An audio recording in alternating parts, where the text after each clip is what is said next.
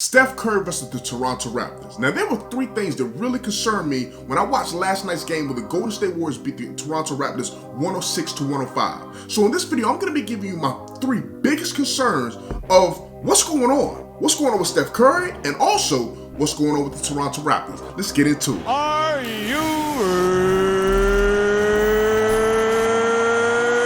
ready? Welcome back to Journey of a Ballaholic, the best talk show for basketball addicts. I'm your host, General Hannibal X. Now, if you're new on this channel here, you're going to be getting my passionate and in-depth analysis on the hottest NBA and college basketball topics. Listen, I'm a ballaholic. I'm absolutely addicted to basketball. Now, just like everybody, I've got my own opinions. But if you like opinions that are backed by facts, go ahead and hit that like button. Make sure you subscribe to the channel, but also be sure that you hit that bell notification and make sure you turn it on to all notifications.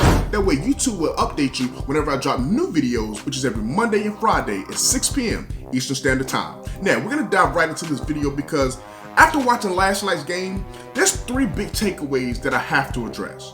Number one, let's start with the elephant in the room. The Toronto Raptors stink. Let's just call it what it is. Now, this right here is not clickbait. This right here is not necessarily even a hot take. The Toronto Raptors stink. Bottom line, when you're going up against a Golden State Warriors team, no longer has Kevin Durant, no longer has Andre Iguodala, they don't even have Klay Thompson. Draymond Green's really just starting to work his way back in, and Steph Curry has an off night, and you still can't win. What is it going to take for the Toronto Raptors to put together a complete game, not just once every 4 or 5 games, but consistently? String together a winning streak, string together something to give their fans some hope. I mean, come on, Raptor Nation. I know you've got to be sick of what you're seeing.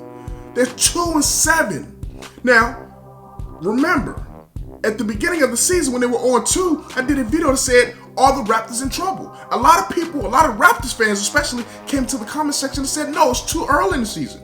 Well, let me know, Raptors fans. You're 2-7 now. Is it time to worry? Is it time to hit the panic button?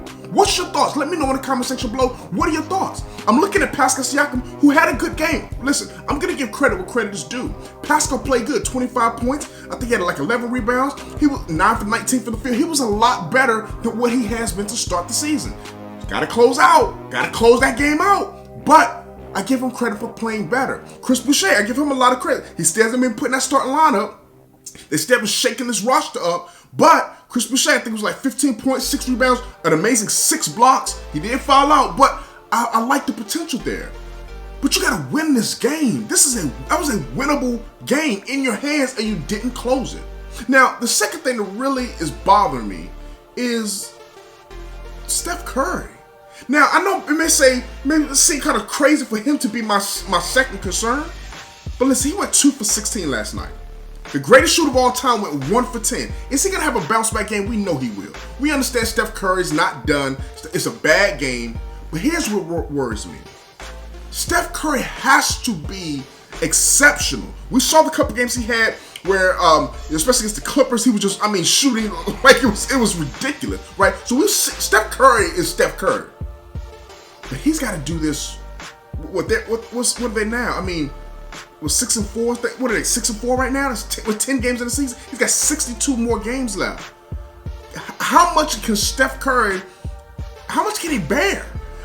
Steph Curry's not the big Giannis or the big LeBrons. You know, he's not a 7-foot tall Kevin Durant. Like Steph Curry, for the first time in a long time, back before he was winning MVPs and championships, for the first time he's having to carry a team without a legitimate, bona fide second option. That's a lot to put on his shoulder night in and night out. I think we're going to see more games like this from Steph Curry where teams start just piling on him. They start getting more physical with him. As the season goes on, you start to win. Listen, man, I'm worried about Steph Curry. Not because of his talent, just because of the workload he's going to have to carry. So when I go into my third concern, my biggest, and I think not necessarily the biggest concern, but it's really for both of these teams. What is the future for these franchises? Like, are they both kind of in that middling tier where the ceiling is really not there to be a legitimate contender? Like, for the Toronto Raptors, I think it's much clearer for them that this team needs to be broken up. But what about the Golden State Warriors, man? Even if you had Klay Thompson, is this team a championship contending team? I'm going to be honest with you. With the pieces that I see around it, even if you added Klay Thompson to this team, I don't see this being as a championship squad. I like James Wiseman. I love the toughness of a Kelly Oubre.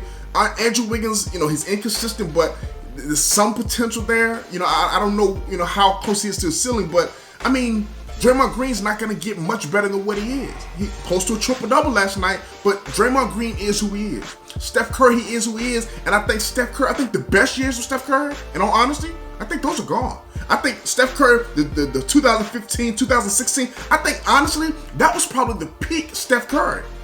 Teams are locking in on him, man.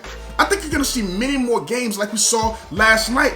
They got the win. So you got to, listen, 7 guys in double figures for the Golden State Warriors, a very balanced team effort. But come on, man, you beat a bad Toronto team. Let's be honest with you. You had 7 guys, balanced scoring, which was a good thing. Steph Curry was off, and you still win. Kudos to that. But what's the ceiling for this Golden State Warriors team? Can they ever win a championship with Steph Curry as the best player on their team? Now, you say, well, they did it before. Let's think back on that.